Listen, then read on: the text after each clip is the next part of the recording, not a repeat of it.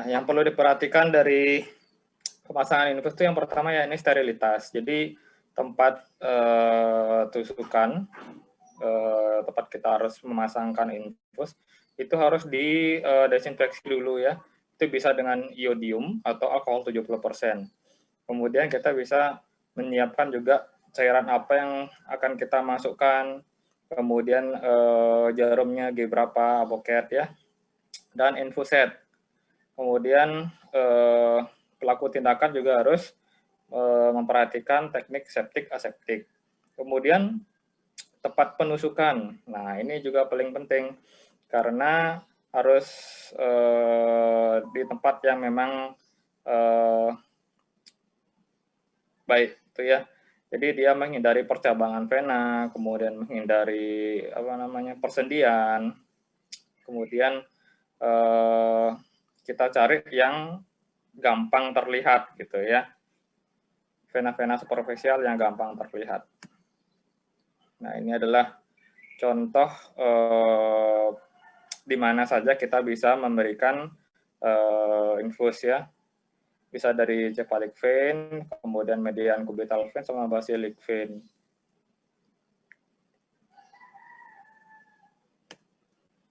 Nah, kemudian setelah dipasang infus, penting sekali untuk kita juga memberikan fiksasi. Jadi tujuannya supaya jarum tersebut atau boket tersebut dia tidak tidak tergeser-geser ya. Jadi kalau misalkan ujungnya itu tergeser dan dia menusuk daripada dinding pembuluh darah, itu akan menyebabkan suatu hematom dan bisa juga akan merangsang suatu proses trombosis di sana. Kemudian untuk pemilihan cairan infus itu nanti disesuaikan dengan tujuan kita. Apakah ini untuk transfusi darah misalnya, kemudian kita berikan dia cairan normal salin, NaCl 0,9% ya, atau ringan laktat. Nanti itu tergantung daripada tujuan kita untuk apa. Kemudian kecepatan tetesan cairan. Jadi kecepatan tetesan itu ada yang paling cepat itu loading ya. Jadi kita bisa memberikan loading. Kemudian atau dengan asal netes juga bisa dengan kecepatan paling rendah itu sekitaran 8 tetes dalam semenit.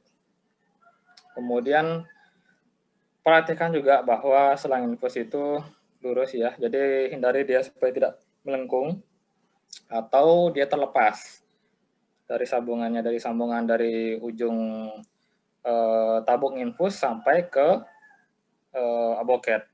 Kemudian hindari juga sumbatan-sumbatan pada bevel. Jadi bisa saja sumbatan tersebut timbul oleh karena clotting atau bekuan-bekuan darah. Jadi kalau misalkan itu terjadi, biasanya infus juga tidak akan jalan.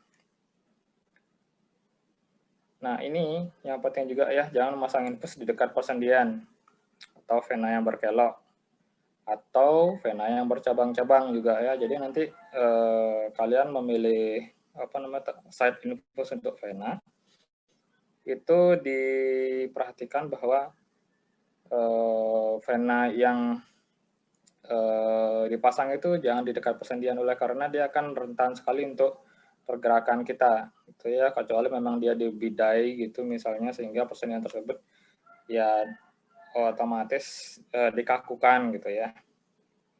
Kemudian jangan lupa juga mengevaluasi secara periodik jalur pemasangan infus ya, karena bisa saja ini menyebabkan suatu infeksi trombosis gitu ya. Ya, ini adalah bahannya, selang infus, aboket, kemudian sarung tangan, dan cairannya. Kegagalan infus ya, jadi apa saja sih kegagalannya? Yang pertama jarum infusnya tidak masuk ke vena, sehingga jadi dia harusnya kan masuk ke vena. Nah, tapi dia ini karena tidak masuk, dia masuknya ke daging, gitu ya. Jadi bisa menyebabkan suatu ekstravasasi cairan infus. Jadi kalau misalkan cairan infusnya berupa obat yang agak panas, misalnya pemberian kalium gitu ya, itu kan menyebabkan kerasa terbakar di kulit ya. Kemudian pipa infus tersumbat. Jadi oleh karena clotting daripada bekuan darah ya. Kemudian pipa penyalur udara tidak berfungsi, otomatis juga aliran ini juga tidak lancar ya. Kemudian jarum infus atau vena terjepit. Jadi mungkin kalian yang sudah pernah diinfus gitu ya. Jadi suatu saat kalian misalkan tidur, kemudian menekuk infus gitu secara tidak sengaja, pasti dia akan berhenti tetesan infus tersebut dan juga otomatis dia akan terus berhenti gitu ya, oleh karena akan terjadi clotting yang akan naik ke tempat apa namanya di avokat itu ya. Kemudian jarum infus bergeser, jadi itu ya lumayan berbahaya, akan menyebabkan ekstravasasi secara nefus. Komplikasi yang sering sekali terjadi, yang pertama ya ini phlebitis, jadi berupa bengkak dan nyeri ya pada site tusukan daripada pemasangan infus. Kemudian hematom, jadi oleh karena pergeseran daripada boket sehingga dia menusuk dinding pembuluh darah di tempat yang lainnya. Kemudian ekstravasasi cairan, pembengkakan, nyeri ya, itu udah bagian daripada phlebitis dan hematom itu sendiri ya. Kemudian bisa sampai jadi infeksi lokal atau sistemik ya. Jadi kalau misalkan kalian tidak memperhatikan suatu teknik septik aseptik, itu akan menyebabkan infeksi yang harusnya kita tidak harusnya yang bisa kita cegah itu bisa menyebar ke sistemik. Tentunya sangat berbahaya ya. Kemudian melukai saraf, bisa emboli udara, ini yang paling berbahaya ya. Jadi kalau misalkan kalian memasang infus, tolong diperhatikan bahwa udara tersebut tidak ada lagi di selang infus ya. Jadi kalau misalkan itu mengalir ke sistemik, itu sangat berbahaya, bisa menyebabkan sakit kepala, nyeri dada hingga sesak ya, apabila terjadi emboli di paru. Nah untuk injeksi, jadi injeksi kita ada beberapa teknik ya. Jadi tujuan daripada injeksi itu utamanya sih untuk terapi. Untuk terapi, kemudian yang kedua ya ini untuk ngetes antibiotik ya, untuk obat ya. Untuk ngetes alergi ya, itu modelnya. Jadi tujuannya ya ini, jadi kalau kita bandingkan antara pemberian pengobatan yang injeksi dengan yang oral, itu penyerapan tubuh itu lebih cepat terhadap terapi injeksi. Jadi saat ini kita memberikan obat yang dengan dosis besar, secara kuat dan cepat gitu ya. Jadi absorpsinya juga 100%. Jadi berbeda dengan yang dengan oral. Jadi kalau dengan oral itu kan tergantung daripada penyerapan di gastrointestinal tract ya. Jadi kalau misalkan penyerapannya terganggu, itu otomatis juga penyerapan obatnya tidak 100%. Sedangkan kalau misalkan dia dengan terapi injeksi, penyerapannya sudah pasti 100%. Kemudian pada pasien yang mengalami gangguan kesadaran. Jadi yang tidak mungkin diberikan obat secara oral. Jadi kan nggak mungkin, Pak, tolong diminum obat ini, nggak bisa ya. Jadi kita berikannya terapi injeksi. Kemudian akan dilakukan tindakan operatif. Jadi misalnya pemberian obat-obatan lidokain atau bios ya. Yang terakhir tujuannya ya ini apabila obat tersebut ingin dikonsentrasikan di area tertentu. Jadi dia contohnya kita menginginkan dia tidak bersifat sistemik, tapi bersifat lokal. Nah, itu bisa kita suntik. Kelemahannya tentu saja dia mahal karena dia memerlukan skill. Itu yang pertama. Yang kedua dia memerlukan alat-alat ya, setidaknya sering ya, jadi suntikan itu. Kemudian nyeri, tentu saja nyeri, tapi nggak terlalu gini ya, nggak terlalu nyeri. Jadi beberapa orang ada yang takut disuntik oleh karena masalah nyerinya ini. Kemudian pasien, kalau misalkan pasien tersebut sendiri, tentu saja dia tidak bisa melakukan penyuntikan itu sendiri kecuali penyuntikan gini ya, untuk diabetes ya, insulin. Jadi kalau penyuntikan insulin itu pasien masih bisa diajarkan untuk menyuntik sendiri. Kemudian harus dilakukan aseptik.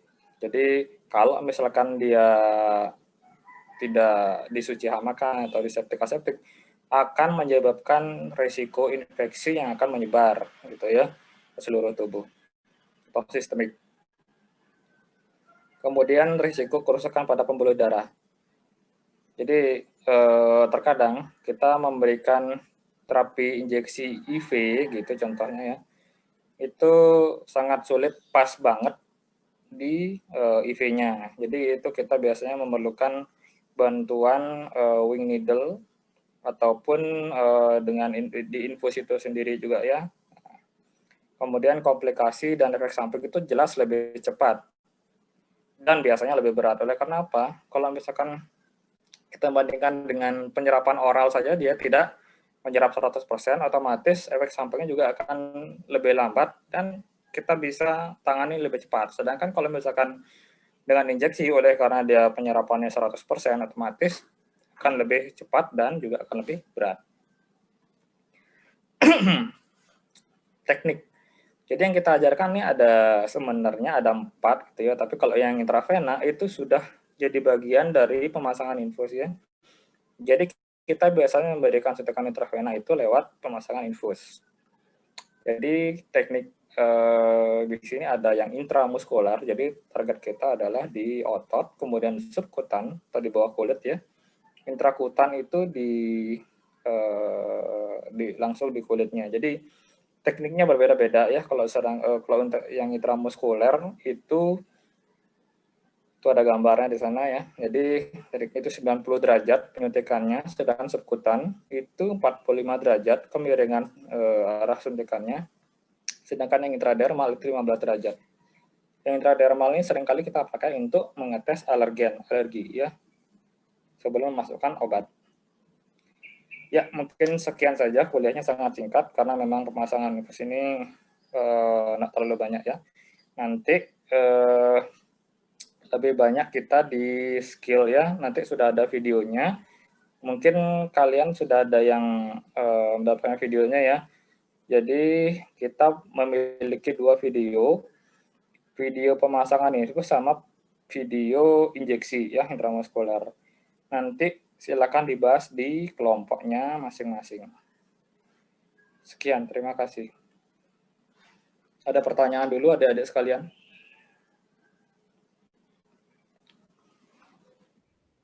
Dari saya, Dok. Iya, silakan, Dek. Perkenalkan, Dok, nama saya Palguna. Jadi di sini saya ingin bertanya, Dok, untuk di bagian pemasangan infus. Jadi pengalaman yang pernah saya lihat dalam pemasangan infus itu biasanya infusnya itu biasanya darah pada pasien itu bisa naik ke infus ke dalam infusnya gitu, Dok. Jadi itu kira-kira itu disebabkan oleh apa ya, Dok? Mana, Dek? Jarang apa, Dek? Eh, jadi pada pengalaman yang pernah saya lihat dalam pemasangan infus, di mana ada pokoknya darah pasien itu malahan naik dia ke saluran infusnya. Itu kira-kira disebabkan oleh apa ya, Dok? Oh, darahnya naik ke Ke selang saluran infusnya. infus. Ya, Iya, jadi ini kan aliran daripada tabung infus itu dia mengikuti gravitasi, ya. Jadi kalau misalnya gravitasi aliran cairannya itu lebih rendah di tabung, otomatis aliran itu akan masuk ke selang, darah itu akan masuk ke selang. Jadi kalau misalkan adik ingin bergerak atau menurunkan tabung infus, itu sebaiknya dimatikan dulu. Jadi itu kan kalau misalkan di off kan, berarti otomatis tidak ada aliran darah yang keluar, aliran infus yang keluar dan masuk ke saluran gitu ya. Jadi kalau misalnya mau menurunkan tabung infus, normal kan infus itu taruhnya di tiang ya. Jadi dia itu tujuannya untuk gravitasi. Tapi kalau misalkan ada ingin mau dibawa kemana gitu dengan bed gitu ya, otomatis kan tiangnya juga akan diturunkan. Jadi itu harus di off kan dulu supaya dia mencegah ada gravitasi di situ. Ada pertanyaan terima lain kasih, lagi? Dok. Iya, Depal Buna. Selamat pagi, dokter. Pagi, Dek. Perkenalkan, nama saya Jongdik, dok. Jadi berkaitan dengan pertanyaannya Palguna tadi mengenai darah yang masuk melalui infus nih ke dok. Sekiranya kalau darahnya masuk ke infus, apakah kita harus mengulang lagi memasang infusnya atau bagaimana nih dok? Misalnya waktu pemasangan pertama nih ke langsung keluar darah nih ke dok. Mungkin nih ke mantan dok. Terima kasih. Ya, jadi kalau misalkan darahnya masuk ke infus, kita tidak mesti mengulang pemasangan infus ya. Kita evaluasi ulang lagi, apakah cairannya masih bisa lancar berjalan. Kalau misalkan masih lancar berjalan, kita tidak perlu mengulang lagi masang infus. Gitu ya. Yang kedua, kalaupun misalnya macet infusnya karena sudah terjadi clotting di sana ya, bekuan darah yang menghambat aboket. Nah, itu nanti kita bisa melakukan spooling, gitu ya. Kita dorong dia dengan cairan yang agak cepat, gitu ya, supaya bekuan darah tadi itu bisa keluar daripada bevelnya. Oke ya, jadi setelah kita spooling, kita pasang ulang lagi selang dengan aboketnya. Kalau misalkan bisa jalan, oke, lanjutkan. Teknik yang ketiga, yang ini kalau misalkan memang setelah di spooling ternyata tidak bisa, ya baru kita lakukan pemasangan infus ulang lagi. Oke ya, nggak mesti harus diganti, harus dievaluasi dulu. Dokter, yang masih bingung nih ke dengan yang kondisi yang pertama nih ke dok. Kalau bisa lanjut, Ika gimana ya dok? Ya, jadi begini deh. Pada saat dia sudah darahnya naik, ya, kita coba buka kuncinya, apa namanya, settingan apa namanya, tetesan itu ya, kita buka full. Pada saat dibuka full, kalau dia misalkan masih ada aliran tetesan infus, ya kita nggak perlu mengulang lagi. Kita cukup memberikan dia kayak semacam tetesan yang lebih cepat gitu ya. Kemudian setelah dia sudah kita pastikan dia alirannya lancar, baru kita berikan tetesan seperti semula ukurannya. Misalkan 12 tetes per menit memang sebelumnya, baru kita turunkan ke 12 tetes per menit. Begitu maksudnya, Dik. Oh iya dokter, terima kasih dokter. Ya. Ada lagi adik-adik kalian?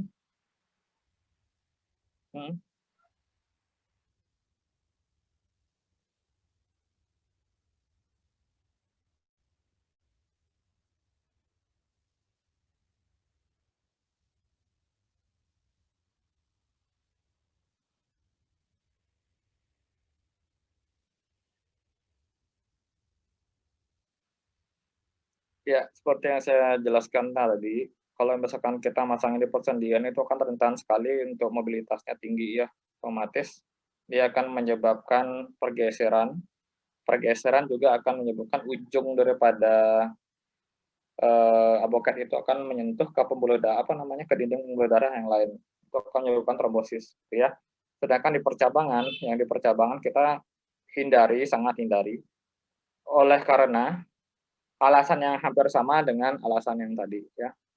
Jadi kalau misalnya kita berikan dia di percabangan, otomatis misalnya dia bentuknya Y ya, bentuknya Y dari percabangan tersebut, dia nanti akan masuk ke sisi agak bengkok gitu ya. Nah, kalau misalkan bengkok bergerak sedikit itu kan menyebabkan cairan infus tersebut macet. Itu yang pertama. Yang kedua, dia akan rentan ujungnya itu akan rentan menyentuh dinding pembuluh darah sekitarnya. Dia akan menyebabkan trombosis juga ya. Itu alasannya.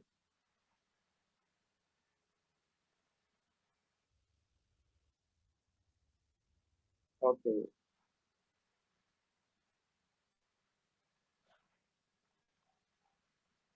Ada pertanyaan lain lagi?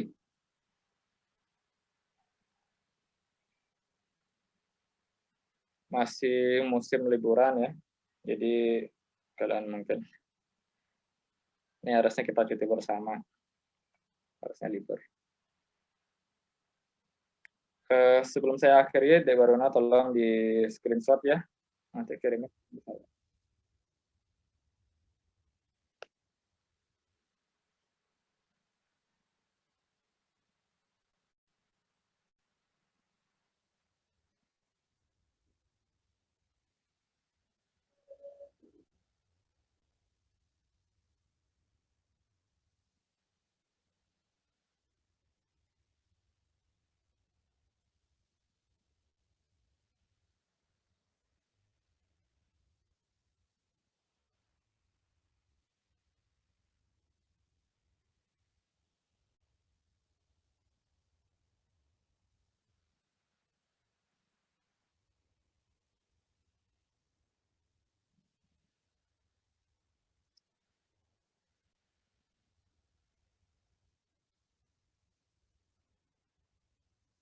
Ya, terima kasih ya Dek Baruna dan adik-adik sekalian.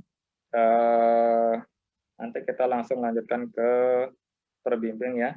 Nanti di sana kalian bisa sekali lagi bisa memutar videonya ya. Kalau misalkan ada yang belum punya videonya bisa menghubungi Dokter Kasih ya. Ya, selamat pagi adik-adik sekalian, selamat beraktivitas kembali.